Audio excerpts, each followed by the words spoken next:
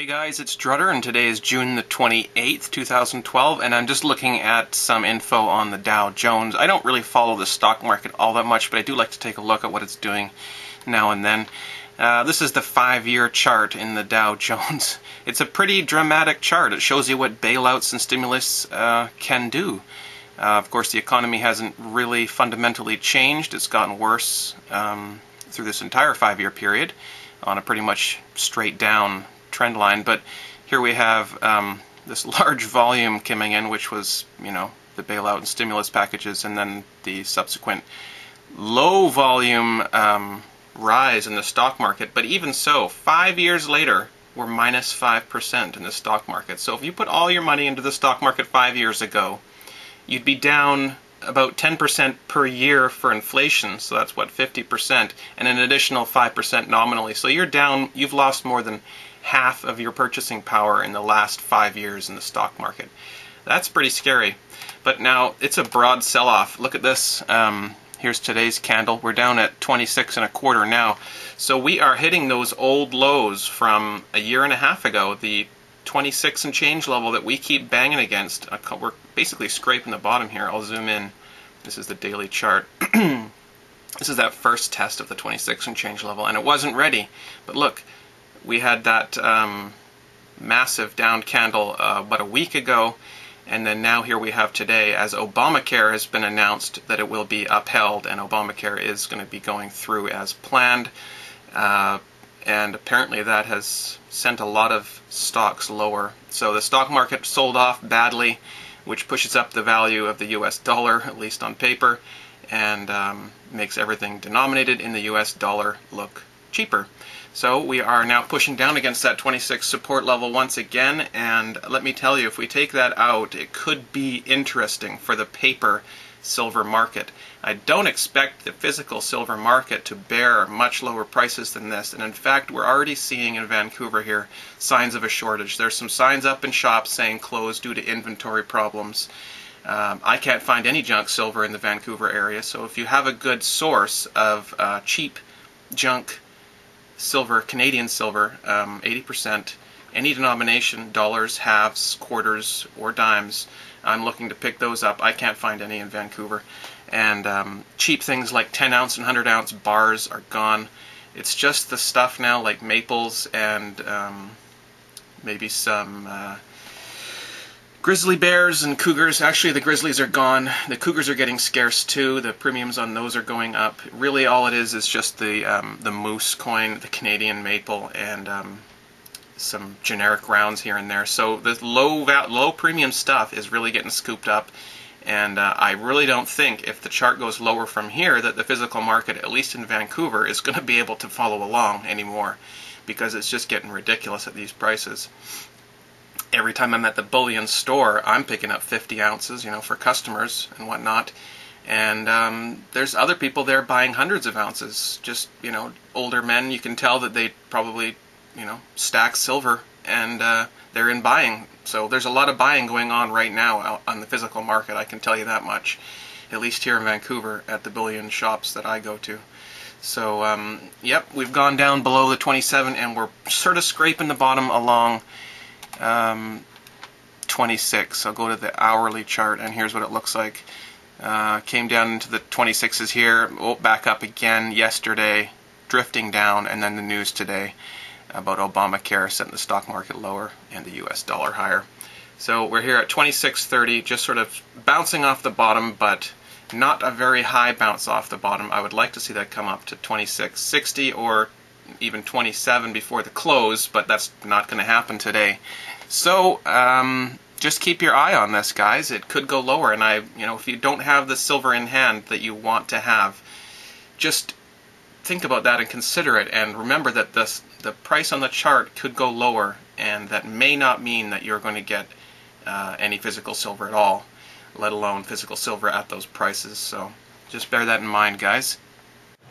There's more than one way to hide inflation. Of course, the price goes up, but there's also the tactic of making the packaging smaller. I'll put my hand in the picture so you can see. Wow. Now, as you know, liberty is a very important topic to me, and it is an overused word these days, but it is a word that needs to be overused and a word that needs to be understood a bit better. A concept, really, not just a word.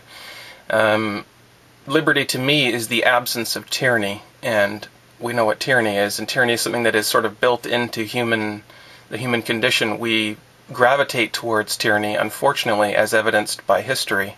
Things move there because of corruption, and it doesn't have to be corruption of all the people in a society. It only needs to be corruption within a few people in the society, and those people need to be able to set up economic or social conditions that allow them to take advantage of their corruption and capitalize on that, and that is when you get tyranny, which is control of what people can do.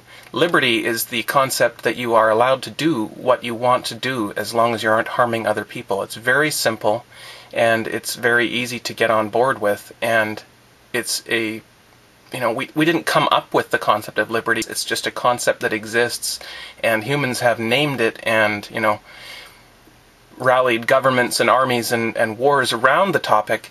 But liberty is just a concept that exists, and it means that you can do what you want as long as you're not causing harm. And you can define the word harm and so on and so forth. We can get into that deeper in another video, and I intend to.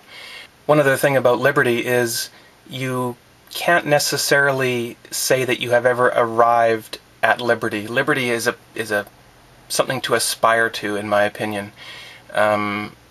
Tyranny will always exist to some degree, because humans will always exist to some degree, and humans are inherently corruptible, and therefore tyranny can come back into any society or any grouping of people, more than one person. When you get more than one person together, you have the opportunity for tyranny to exist, because one person can tell the other what they can and can't do. So tyranny will always exist to some degree, because humanity will exist to some degree. At least I kind of hope it does. But I'm going to go on the assumption that it will. So tyranny will always be there. Liberty is always something to aspire to, but never achieve. You can never fully get there. So it's a concept that we all should pay a little bit more attention to, I think. I base my morality on the concept of liberty. I believe that it is immoral to cause harm to other people in the absence of consent, of course. So that's really what I wanted to talk about liberty at this time, just get the discussion going. I'd like to hear your points. You can give your definition of liberty and tyranny if you like, or you can just comment on mine, and we can go from there. But I do think it's an important discussion to have, and there should be a lot more talk about it and a lot more consciousness about it, and this is something that's not taught in schools, unfortunately. So it is something that I believe the alternative media can pick up on and educate people about. So that's what I'm trying to do a little bit here, even though I know I'm speaking to the choir for the most part. You guys are a very liberty-minded bunch. One other thing I wanted to mention is that this is an apology to my friend the Silver Watch. The last Liberty video I did, he made a comment. He was the first to comment, and I think it was one of those first comments, along with something like Stephen Harper is a criminal and a pig. And a pig not in a good way, not like a silver pig kind of way, which is a good connotation, but Stephen Harper is a pig in the bad kind of way. And I agree with my friend the Silver Watch on that. I found that the comment was off topic, and so I deleted it, and it offended him. So I want to apologize to the Silver Watch for deleting his comment. I would do the same thing again, but I do want to apologize for not telling him that I deleted it. He found out himself a few minutes later, and then that's when he got upset. So I just wanted to say I'm sorry that I didn't tell you right away when I deleted your comment. I do delete comments I found to be off topic and just spam on my videos, especially my videos where I want to manage the comment section specifically and facilitate discussion on topic. But I am sorry I didn't tell you that your comment was deleted when it was deleted. And I value your friendship, so I hope that you will talk to me again soon. And that's it for this video. Hope you guys have a great day, and talk to you soon.